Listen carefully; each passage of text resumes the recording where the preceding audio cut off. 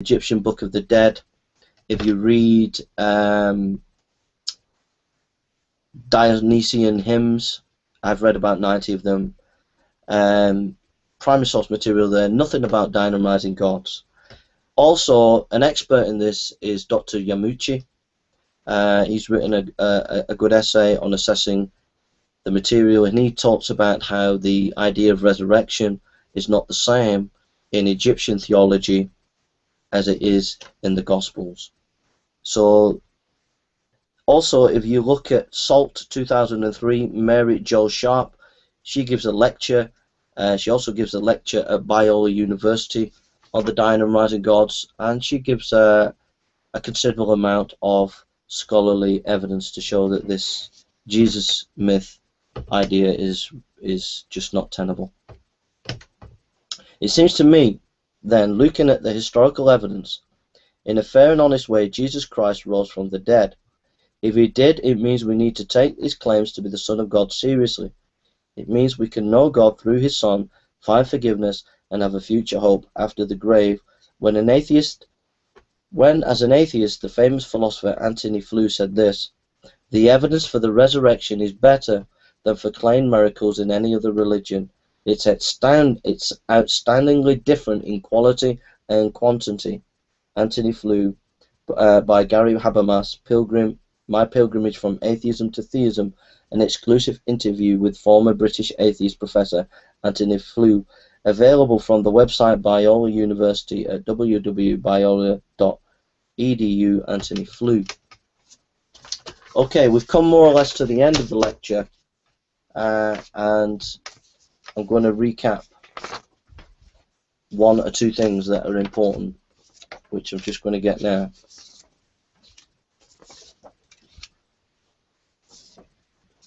Okay,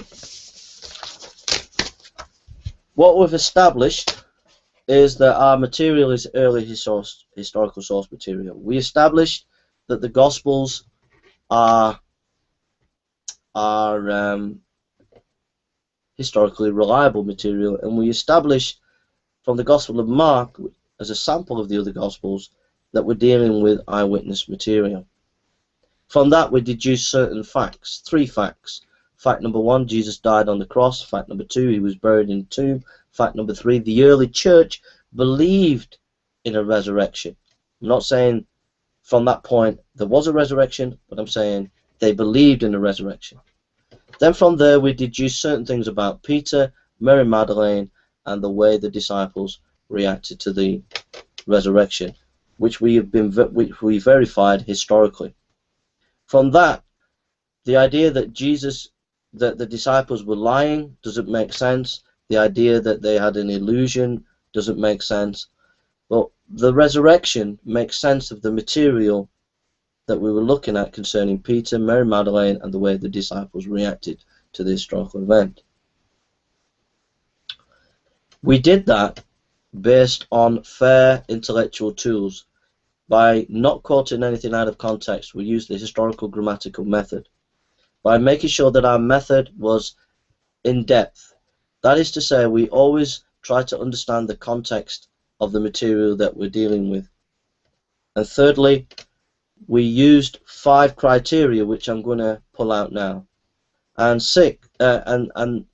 fourthly, we used modern scholarship. We didn't go against E.P. Sanders in our conclusions.